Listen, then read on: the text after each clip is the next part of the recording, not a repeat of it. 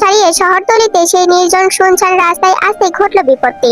গাছপালা ভেঙে পুরো রাস্তা ব্লক হয়ে আছে, সামনে যাওয়ার কোনো উপায়ান্তর নেই। অগতাই জাঙ্কুক ব্রেক কষলো সেখানে। পুরো রাস্তা জুড়ে ঘুটঘুটে অন্ধকার, চারদিকে তো মানুষও দূরে থাক, একটা মশা মারছিল আনাগোনা নেই, অথচ বাইরে ঝুম বৃষ্টি। এমন পরিবেশে আটকে পড়ে তে গা ছমছম করছে। এবার কি হবে? জাঙ্কুক এবার তের ভয়াতক মুখের দিকে তাকিয়ে কিছু একটা ভাবলো। তে, ব্যাক সিটে চল। কেন? আমি যেতে বলেছি তাই। এভাবে জোরে জোরে নিঃশ্বাস কেন ফেলছেন? আপনার কি শরীর খারাপ করছে? হ্যাঁ, চল এবার। তে আর কি বা করবে? জাঙ্কুকের শরীর খারাপ লাগছে দেখে তাড়াহুড়ো করে বেরিয়ে গিয়ে খুলে গিয়ে ব্যাক সিটে গিয়ে বসলো। জাঙ্কুক অন্য সাইডে থেকে এসে গেট লাগিয়ে দিল। জাঙ্কুক এসেছে দেখে তে নিজের জামা কাপড় থেকে বৃষ্টির পানি ঝাড়া বাদ দিয়ে ওর ব্যান্ডেজ করা কপালে হাত ছুঁয়ে বলল, কোথায় খারাপ লাগছে দেখি। জাঙ্কুক তৎক্ষণাৎ কোনো কিছুরই পূর্বাভাস দিল না। তের হাতটা পেছনে চেপে ধরে নিজের ঠোঁট দিয়ে ওর ওষ্ঠধর দখল করে নিল। জাঙ্কুকের এহেন কাণ্ডে তে বিস্ময়ে কিংবা বার্তায় বিমল। ও নড়তেও পারছে না, জাঙ্কুককেও ছাড়াতে পারছে না। এদিকে দম আটকে আসছে।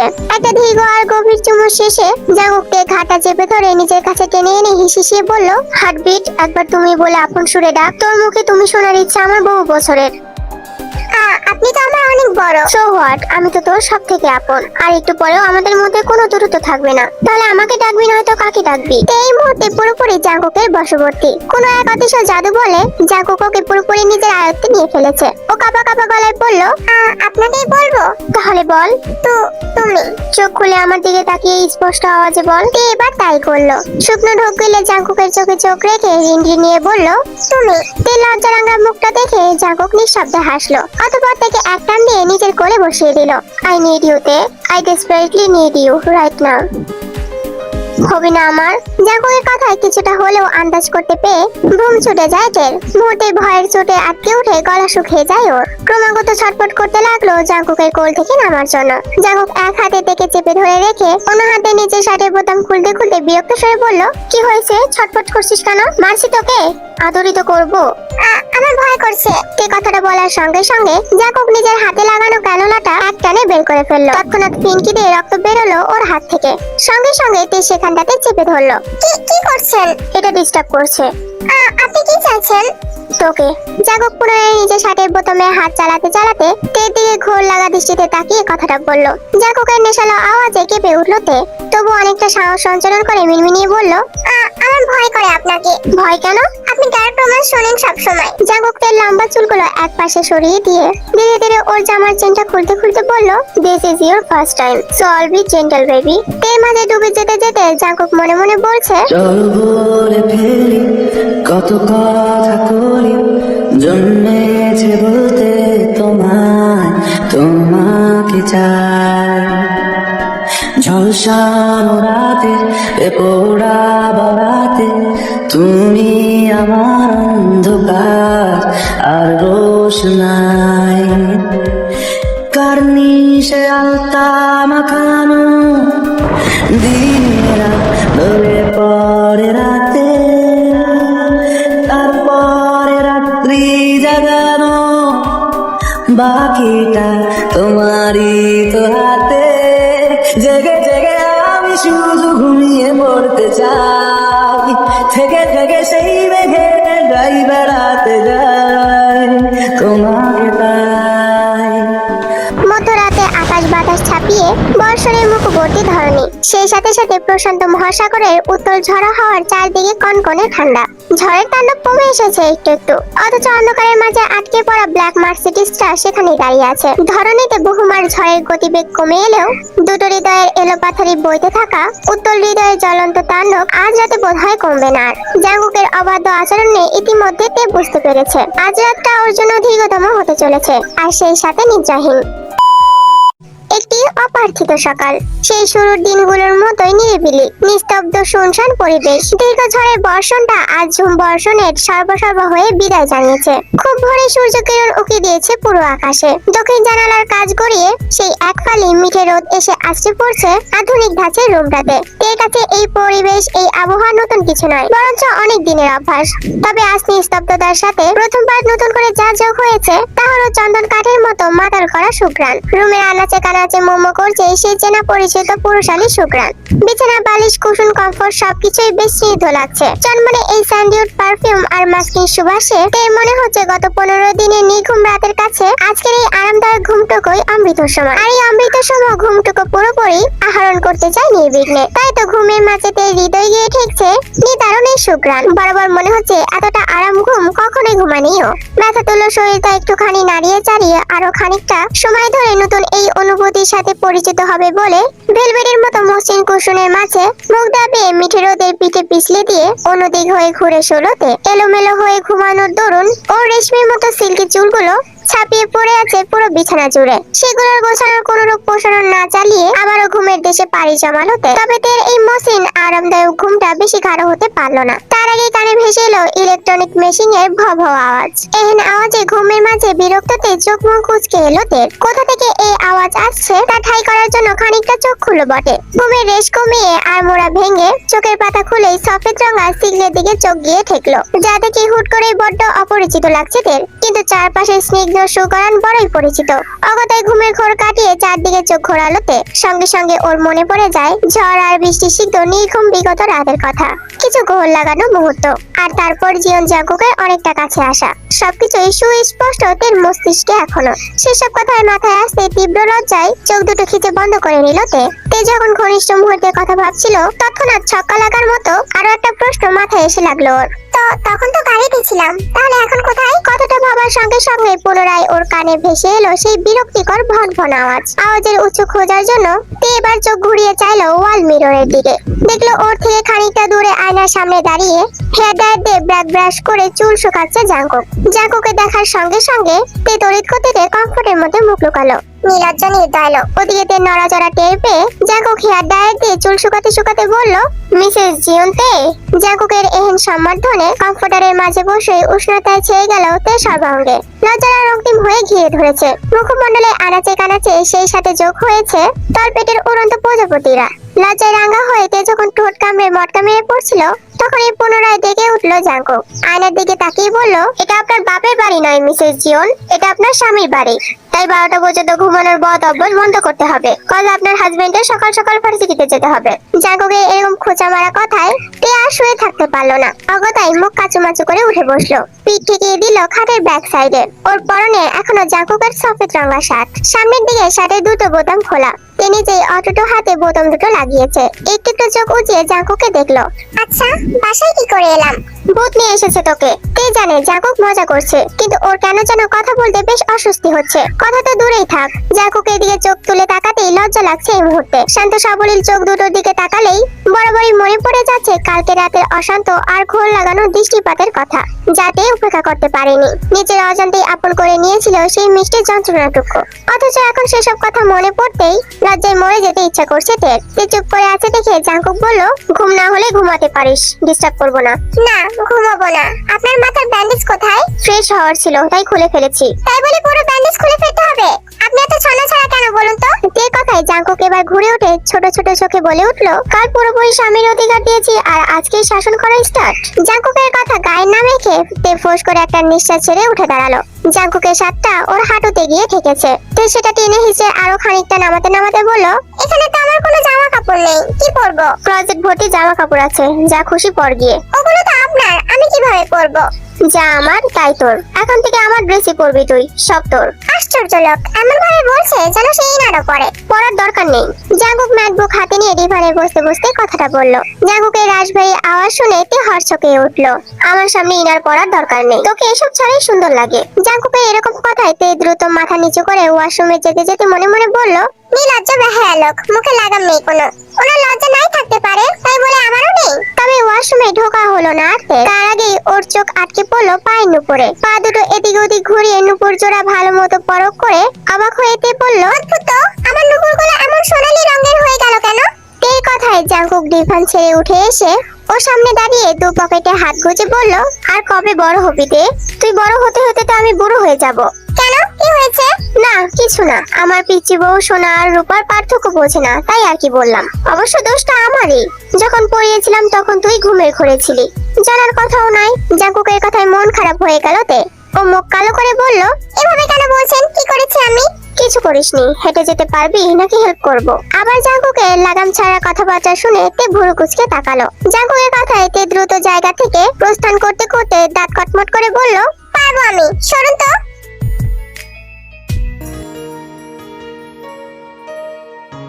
একটা লম্বা হট শাওয়ার শেষে অন্ধকারের মাঝে পা টিপে টিপে হল রুমে এসেছে তে। নিচে নেমে কোনো কিছু না ভেবেই সবার আগে সবগুলো আলো জ্বালিয়েছে ও। এবার সবকিছু পরিষ্কার দেখা যাচ্ছে। ফিকে হয়ে যাওয়া নিরিবিলি রুমের উপস্থাপনায় মাত্র দুজন। তে পাশ ঘুরে কাউচের দিকে তাকিয়ে দেখলো জাঙ্কুক কাউচে পিঠ ঠেকিয়ে মেঝেতে বসে বসে বাইক রাইডিং গেম খেলার প্রস্তুতি নিচ্ছে। তে জাঙ্কুককে দেখে একটা দীর্ঘ নিঃশ্বাস ছাড়লো। অযাচিত মন লাফিয়ে উঠে বলল, আপনি কি করে থাকেন এতটা একা একা? কষ্ট হয় না বুঝি? তে সেই কখন থেকে করুণ চাহনিতে তাকিয়ে আছে জাঙ্কুকের দিকে। জাঙ্কুক সেটা বুঝতে পেরে গেম পজ করে কান থেকে হেডফোন নামিয়ে বলল, এভাবে ডিস্ট্রাক্ট করতে মন চাইলে রুমে চল, আমিও একটু মন ভরে দেখি তোকে। কাল রাতে মন ভরেনি। জাঙ্কুকের কথায় গায়ে না মেখে তে কিচেনের দিকে তাকিয়ে বলল, খিদে পেয়েছে, কি রান্না করা যায় বলুন তো? তে কিচেনের দিকে দু কদম এগিয়ে যেতেই কঠোর সুরে বাধা দেয় জাঙ্কুক। ওকে আর এক পাও বাড়াতে না দিয়ে জাঙ্কুক বলে, খবরদার, কিচেনে যাবি না তুই। কিচেনে না গেলে রান্না করব কিভাবে? ফ্রিজে স্যালাড আর পাস্তা রাখা আছে, গরম করে খেয়ে নে। আমি এসব খেতে পারি না। তাছাড়া রান্না করলে সমস্যা কোথায়? আগেও তো রান্না করতাম, আর আপনিও খেতেন, তাহলে এখন কিসের অসুবিধা আপনার? আগের কথা ভুলে যা, এখানে তোকে রান্না করার জন্য আনিনি আমি। তাহলে কেন এনেছেন শুনি? এই শেষ কথায় জাঙ্কুক মনিটরের গেম পজ করে রিমোট কন্ট্রোলটা কাউচের উপর ছুঁড়ে ফেলে দিয়ে উঠে দাঁড়ালো। অথবা ট্রাউজারের পকেটে হাত গুজে অন্য হাতটা ঘাড় ছুঁই ছুঁই লম্বা চুলগুলোতে ব্যাক ব্রাশ করতে করতে তের দিকে এগিয়ে এসেছে। এগিয়ে এসে ওর কানের কাছে মুখ নিয়ে আওড়াতে লাগলো, দুটো রিজন, এক হচ্ছে মন মতো আদর করার জন্য, আর দুই আমাকে অভ্যস্তে পরিণত করার জন্য। জাঙ্কুকের কথায় তে খানিকটা ভরকে যায়। অযাচিত লজ্জা মিশিয়ে যাওয়া মুখটা খানিকটা আড়াল করে দাঁড়িয়ে পড়ে উল্টো হয়ে। জাঙ্কুক সেভাবে দাঁড়িয়েই তের আগাগোড়া পরখ করতে থাকে। জাঙ্কুকের ক্লজের কালো সমাহার, সেখান থেকে বেছে নিয়ে একটা ব্ল্যাক ওভার সাইজের টি শার্ট আর একটা থ্রি কোয়ার্টার পরেছে তে। জাঙ্কুকের থ্রি কোয়ার্টার তের ফুল প্যান্টে পরিণত হয়েছে। দেখতেও বেশ কিউট লাগছে ওকে। তেকে ভালো মতো পরখ করে ওর কানে মুখ নিয়ে জাঙ্কুক হিসিয়ে বলল, আমার ড্রেসে তোকে মারাত্মক লাগছে হার্টবিট। এখন থেকে আমার সামনে অন্য কিছু পরার দরকার নেই। অন্য কিছু পরার দরকার নেই মানে? এ আবার কেমন কথা? তে কি এখন সারা জীবন এসব দানবিক সাইজের পোশাক আশাক পরে ঘুরে বেড়াবে নাকি? আশ্চর্য, মানুষ কি বলবে? কথাটা ভেবে বিরক্ত হলো তে। বিরক্তি চিরবিরে পিছনে ঘুরে তাকিয়ে জাঙ্কুকে হালকা ধাক্কা মেরে কাউচে বসাতে বসাতে বলল, খিদে পেয়েছে আমার, সালাদ খেতে পারবো না, অন্য কিছুর ব্যবস্থা করুন। আমি রান্না টান্না করতে পারি না। কি খাবি বল, অর্ডার করে দিচ্ছি। তে এক ঝলক জাঙ্কুককে পরখ করে কিছু একটা ভেবে বলল, বলছি, তার আগে এদিকে আসুন। ওর অগ্রসর সম্মতনে জাঙ্কুক ফোন থেকে নজর সরিয়ে প্রশ্ন সুযোগ দৃষ্টি নিক্ষেপ করলো তের দিকে। সিরিয়াসলি তুই আমাকে কাছে ডাকছিস? তাহলে কাল এত কান্নাকাটি করার কি মানে ছিল তে? আবারও ভুলভাল কথা টানছে জাঙ্কুক। এই লোকের মাথায় কি আর কিছু নেই নাকি? ভেবে পায় না তে, এবং ভাবার জন্য খুচরো সময় নষ্ট করে না, বরং উঠে এসে কোনো রূপ কসরত না দেখিয়ে নিজের হাতে দিয়ে জাঙ্কুকের খড়খড়ে পুলুশারি হাতটা ধরে ওকে টেনে এনে কাউচে বসালো। তের কাণ্ডে জাঙ্কুকের আর ভাত সাধলো না। উল্টো কাউজে গা এলিয়ে দিয়ে তেকে নিজের কোলে বসে নরম সরে বলল, এখানে কেন? আপনার এখন হসপিটালের বেডে শুয়ে শুয়ে স্ট্রোক হওয়া উচিত, তা না আমাকে কথা দিয়ে পিষ্ট করছেন। কতটা গভীর ক্ষত হয়েছে এবারও খেয়াল করেছেন? জাঙ্কুক তের কথার দু পয়সার তোয়াক্কা না করে নিজের হাত তের গালে চেপে দিয়ে বলল, কতবার বলেছি আমাকে তুমি করে বলবি, কথা শুনিস না কেন? পারবো না, আমার লজ্জা লাগে ভীষণ। এখনো লজ্জা? তে জাঙ্কুকে কিভাবে বোঝাবে? কাল রাতের কথা উঠলে কান দিয়ে ধোয়া বের হয় ওর। ভীষণ লজ্জায় শিহরণ জেগে ওঠে ক্ষুদ্র নারী দেহে রঞ্জে রঞ্জে। সেই শিহরণে কেঁপে ওঠে অষ্টাদশী হৃদয় মন সবকিছু। হৃদয়ের সাথে কম্পিত হয় ধনুকের মতো বাঁকানো নারী দেহটাও। পর মুহূর্তে নিজেকে সামলে নেয় দেয়। শখের পুরুষে সেই শিহরণ জাগানো প্রথম ছোঁয়াকে পুরোপুরি মাথা থেকে সরিয়ে মনের মাঝে জেগে বসে তার প্রতি এক টুকরো ব্যথা তুল্য ভালোবাসা। বরাবরই মনে হতে থাকে, কেন আপনি এত একা জীবন জাঙ্কুক? আপনার জীবনটা অন্য সবার মতো স্বাভাবিক নয় কেন? এতগুলো বছর কি করে বা একা একা বেঁচে আছেন আপনি? আমি কি আপনার জীবনের এই একতাই আদৌ দূর করতে পারবো কোনোদিন? কি ভাবছিস? তে এদিক ওদিক মাথা নাড়িয়ে টি টেবিল থেকে ফার্স্ট এড বক্স হাতিয়ে জাঙ্কুকের কোল থেকে নেবে ওর পাশে বসে বলল, অ্যাক্সিডেন্ট কিভাবে করলেন? সেদিন তোর মায়ের বাসা থেকে বের হয়ে বাইক রাইডিং এ গিয়েছিলাম। ইম্পর্টেন্ট ম্যাচ ছিল তাই না করতে পারিনি। হয়তো মেন্টালি ডিস্টার্ব ছিলাম, তাই নিজের উপর কন্ট্রোল ছিল না। জাঙ্কুকের কথায় ভয়ে চোটে তের শরীরের রোমকূপ দাঁড়িয়ে গেল। কোন রকম ওর মাথায় সফেদ রঙা ব্যান্ডেজ আস্তে করে লাগাতে লাগাতে বলল, আপনার রাগটা ভীষণ ভয় করে আমার। কোনোদিন যদি তে কথাটা শেষ করতে পারলো না। তার আগে ওকে টান মেরে নিজের বুকের উপর ফেলে দিল জাঙ্কুক। ঠিক আগের মতো হিসিয়ে বলল, নিজের হার্টবিটকে কেউ আঘাত করে? তাহলে তাহলে নিজেকে কেন করেছেন? আপনি একটুখানি ব্যথা পেলে আমারও তো কষ্ট হয়। এই কথায় জাঙ্কুক চোখ বন্ধ করে ভাবতে লাগলো, শেষ কবে কোথায় কখন ওকে কেউ এভাবে বলেছে? ওর ক্ষত ওর ব্যথা এসব নিয়ে চিন্তা করেছে? ওকে কে একটু আপন করে আঁকড়ে ধরেছে? জাঙ্কুকের মনে নেই। তাই বোধহয় এই জীবনের প্রথম যে জাঙ্কুককে অদৃশ্য মায়ের বাঁধনে বেঁধেছে। আর জাঙ্কুক অশান্ত হৃদয়টাকে তীব্র ঢেকে তুলে বলল, এত বছরের অপেক্ষা খুব একটা কষ্টই ছিল না তে। এখন তো সেসব শুধুই স্মৃতির মতো। আমার তে আমার কাছে বুকেই আছে, আর কখনো কেউ এই দূরত্ব বাড়াতে পারবে না। তোর আমার মাঝে যদি কেউ দুঃস্বপ্নে চলে আসে, তবে তাকেও বাকিদের মতো আমার আসল পৌষাচিক রূপটা স্বচক্ষে দেখিয়ে দেব, আর মেবি লাইফটাও দিয়ে দিতে পারে। হুনো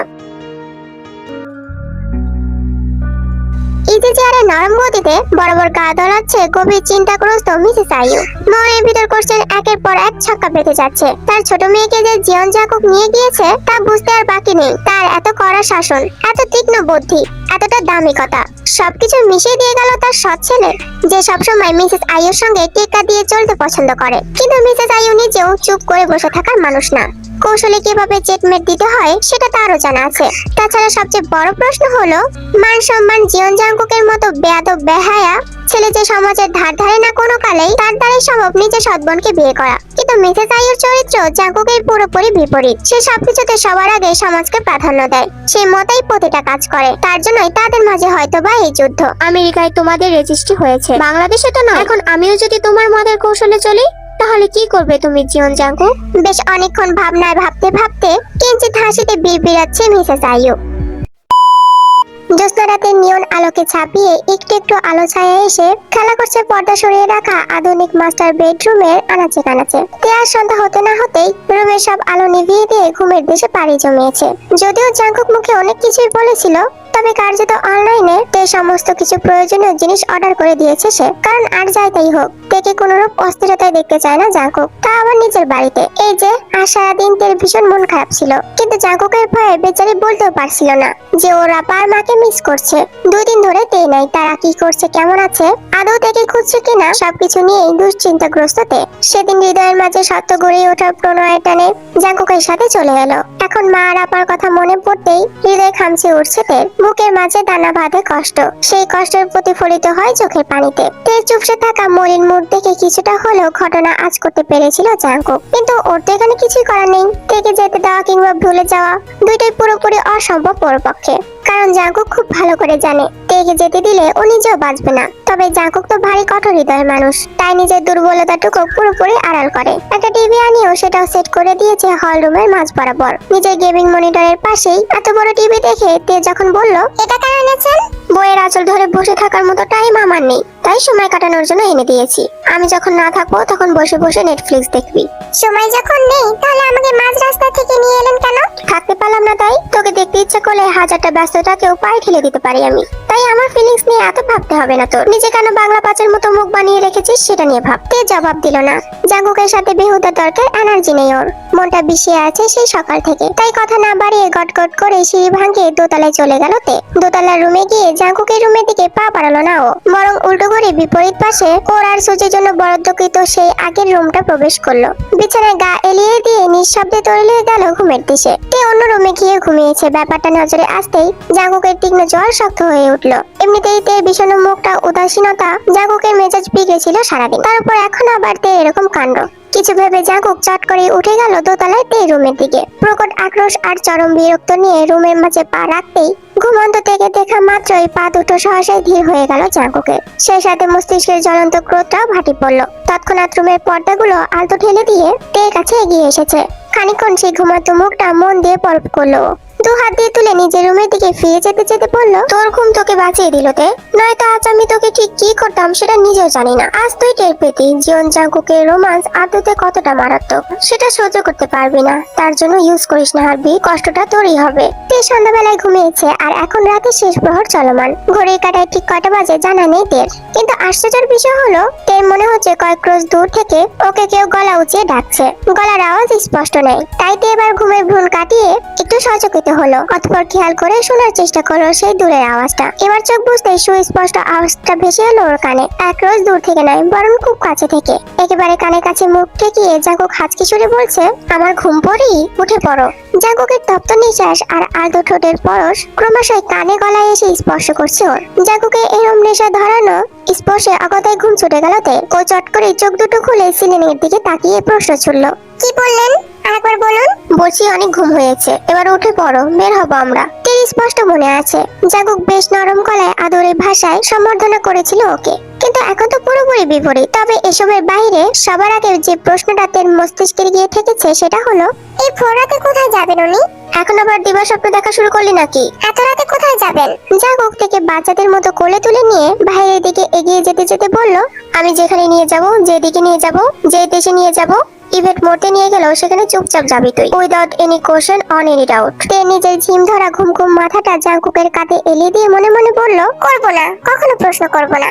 যেখানে খুশি নিয়ে যাও, শুধু এভাবে নিজের বুকের মাঝে আগলে রেখো। আমি চোখ বন্ধ করে অনুসরণ করব তোমায়, even without any question and in doubt.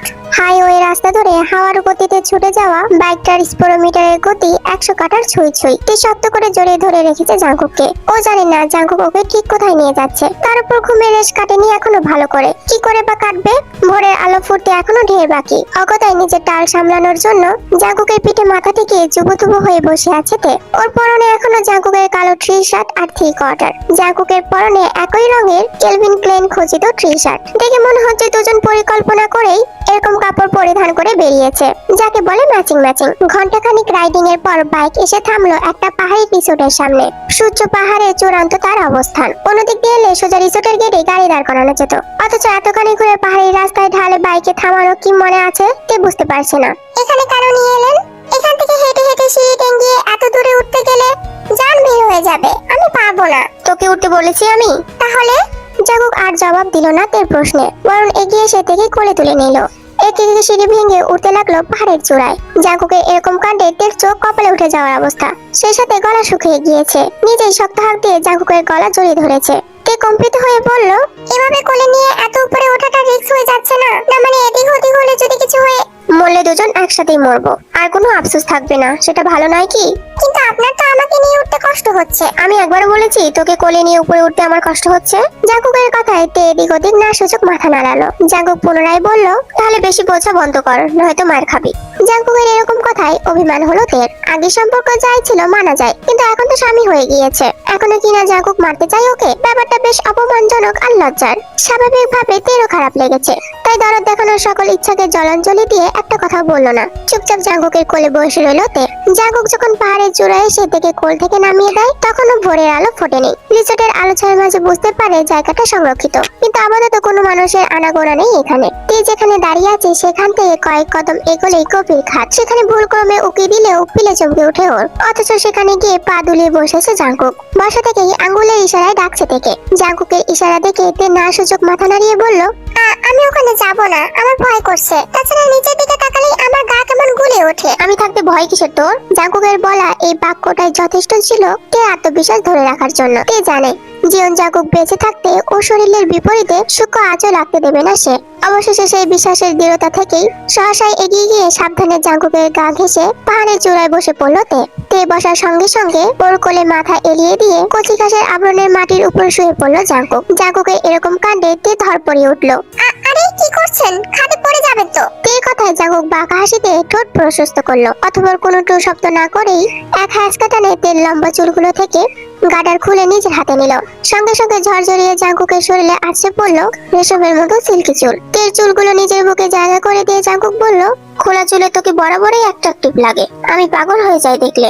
কি বলছেন এসব? জাঙ্কুক তের হাতটা নিজের চুলের ভাঁজে ঢুকিয়ে দিয়ে বলল, হাত বুলিয়ে দে, ঘুমাবো আমি। কাল সারা রাত ঘুমাইনি। কেন ঘুমাননি? নিষেধ করেছিলাম আমি।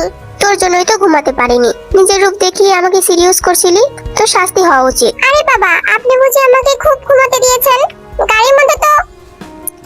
কথাটা শেষ করার আগেই নিজের জিভে লাগাম টানলো তে। কথায় কথায় কিছু বলা শুরু করেছে, টের পাইনি তখন। আর এখন নিজের লাগামহীন কথা শুনে নিজে লজ্জা পাচ্ছে খুব। সব দোষই জীবন জাঙ্কুকের। ওনার সাথে 2 দিন থেকে ঠোঁট কাটা হয়ে গিয়েছি আমি। ভবিষ্যতে যে আরো কত অভ্যাস জুড়িয়ে ফেলবে তার ইয়াত্তা নেই। কিন্তু এখন কি করি?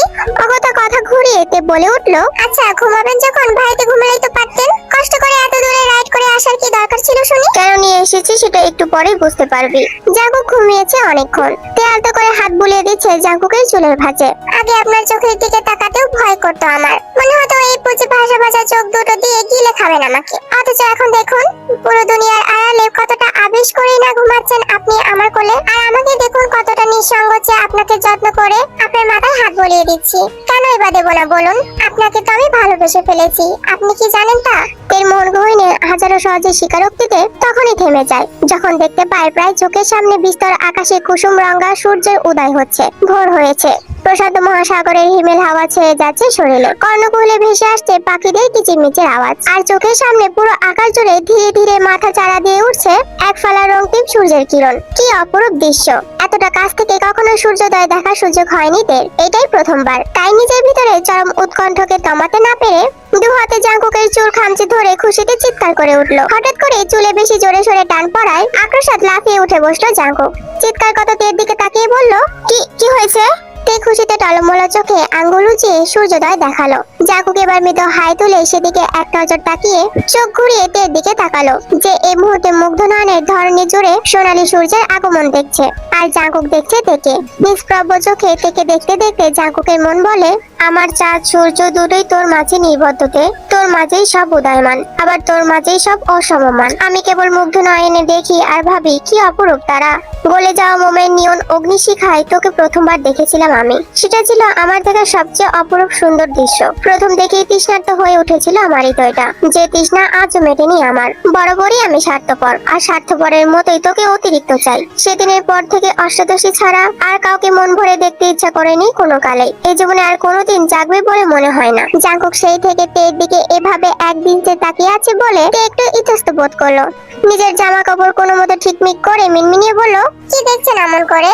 আমার সূর্যোদয়। টিনটের কটনের জানালা দিয়ে সূর্যোদয় দৃশ্য এখন স্পষ্ট। তে কাছের জানালা দিয়ে এখন সেদিকে তাকিয়ে আছে। পুরো দৃশ্য উপভোগ করার আগেই জাঙ্কুক টেনে টুনে কটেজে নিয়ে এসেছে ওকে। ভারী নির্দয় আচরণ, কিন্তু এই মুহূর্তে ঝগড়ার মতো সময় নেই তের হাতে। ও তো পুরো দৃশ্যটা ঠিকঠাক ভাবে দেখতে চায়, তাই কটেজের জানালা দিয়ে আপাতত উপভোগ করছে সাদা মাটা সূর্যোদয়। কিন্তু এই মুহূর্তে বোধ হয় সেটা সহ্য হলো না নির্দয় জাঙ্কুকের। ও কোনো রূপ আওয়াজ না করেই এগিয়ে এসে হাট করে লাগিয়ে দিল জানালাটা।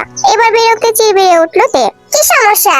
জাঙ্কুক তে কাঁধের উপর চিবুক ঠেকিয়ে বলল, আমার এই টি শার্টটা তোর পরনে বিশ্রী লাগছে তে, খুলে ফেলি। জাঙ্কুকের কথায় তের গলা শুকিয়ে এলো। ঠান্ডার মাঝেও হাতের তালু ভিজে উঠছে তপ্ত ঘামে। লজ্জায় কথা আটকে আসছে, তবু নিজের মাঝে একটু মেকি গম্ভীরতা নিয়ে বলল, কেন? আপনি তো কালই বললেন যে আপনার জামা কাপড়ে আমাকে মারাত্মক লাগে। কাল পরার পরে মারাত্মক লেগেছিল, আর আজকে খোলার পরে। Difference on you mood baby. You know everyone is talking on the scene. I hear them whispering about the places that you've been, and how you don't know how to keep your business clean.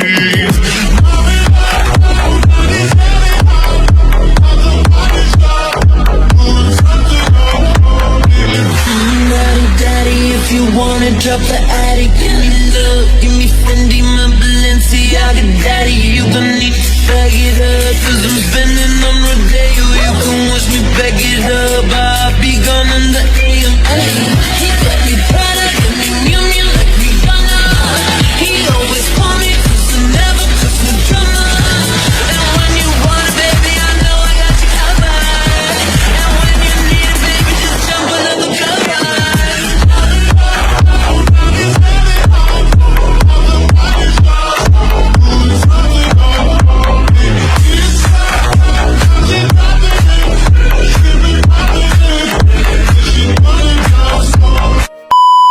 একটা অনাকাঙ্ক্ষিত ঘটনাকে কেন্দ্র করে আজ 4 দিনের মাথায় আবারও সান ফ্রান্সকোতে ফিরে যাচ্ছে তে। জাঙ্কুক নিজে ড্রাইভ করে এগিয়ে দিয়ে আসছে ওকে। এদিকে মনের মাঝে একরাশ ভয় আর দ্বিধা আটকে ধরে আছে তে। মা আর আপার মুখোমুখি হলে কিরকম লঙ্কা কাণ্ড বাঁধবে তা শুধু উপরওয়ালাই জানে। কিন্তু পাশে বসে থাকা জাঙ্কুকের গভীর মুখটা দেখে আপাতত সেসব ভাববার ইচ্ছা হলো না তের। গত 2 ঘন্টার পিনপতন নীরবতা ভেঙে কোনো মতে হৃদয় সাহস সঞ্চালন করে বলল, কবে ফিরবেন? খুব শীঘ্রই। আপনি একাই যাচ্ছেন? না, জিহোবার সাথে যাবে। আমাকে নিয়ে গেলে হতো না? জাঙ্কুক তেদের ভবনের সামনে এসে গাড়ি ব্রেক কষে বলল, তোকে নিয়ে যেতে পারলে আমার যে খুশি বোধ হয় আর কেউ হতো না তে, কিন্তু সেটা সম্ভব নয়। মিডিয়ার ধারের কাছেও আমি তোকে নিয়ে অ্যালাউ করব না। তে আগতাই হ্যাঁ সূচক মাথা নাড়িয়ে শুকনো মুখে গাড়ি থেকে নেমে গেল। জাঙ্কুকও নামলো ওর সাথে সাথে। আবার নামতে গেলেন কেন? আপনার ফ্লাইট মিস হয়ে যাবে। জাঙ্কুক সব পকেটে হাত গুজে অন্য হাতে তের ঘাটটা টেনে নিয়ে এসে কাতর কণ্ঠে বলল, একবার তুমি করে ডাক, তারপরে চলে যাচ্ছি। ফিরে আসুন, তারপর সব আবদার মেটাবো, প্রমিস। তোর মাকে ম্যানেজ করা না করা সেটা একান্তই তোর ব্যাপার, বাট আমি ফিরে এলে আমার সাথে আমার বাড়িতে থাকতে হবে তোর। That's my order. বুঝেছি, এখন যান। কথা শেষ করেই সামনের দিকে এগিয়ে যাইতে জাঙ্কুক এখনো ঠায় দাঁড়িয়ে আছে। হঠাৎ করে দূরত্বে জাঙ্কুকের কেমন যেন দম আটকে আসছে। ব্যথায় ভরে উঠছে হৃদয়টা। নিজের অজান্তেই হাত চলে যায় বুকের বাঁ পাশে। আজ এই মুহূর্তে জীবনে প্রথমবার জাঙ্কুক অনুভব করলো ওর হার্টবিট ফেল করছে, ক্রমাগত স্পন্দনের গতি হারাচ্ছে। এর প্রতি আসক্তি তো ওর নতুন নয়, তাহলে নতুন করে এই সুপ্ত অনুভূতি কোথা থেকে উদয় হলো? জাঙ্কুক চোখ বন্ধ করে কিছু একটা ভাবলো। তার পরক্ষণে গলা উঁচিয়ে স্পষ্ট সুরে বলল, আই লাভ ইউ। জাঙ্কুকের বলা ক্ষুদ্র ক্ষুদ্র কয়েকটা শব্দে পা আকস্মাৎ থেমে গেল তের। সামনে পা বাড়ানোর শক্তি নেই। পুরো মন শরীর ছুঁয়ে গিয়েছে অজানা বৈদ্যুতিক শিহরণে। গলাতে কেমন যেন আটকে আছে তীব্র কান্নার রেশ। আমিও সত্যি আপনাকে ছাড়া থাকতে পারবো না। কথাটা ভেবে তড়িৎ গতিতে দৌড়ে গিয়ে ঝাঁপিয়ে পড়লো জাঙ্কুকের বুকে। একবার, দুবার, তিনবার জাঙ্কুকের আঙ্গুলে চাপ দিয়ে কিছু একটা সংকেত বোঝালো। অতঃপর গলা খাদে নামিয়ে রিনটি নিয়ে বলল, আমি আপনাকে ভালোবাসি জাঙ্কুক, খুব ভালোবাসি।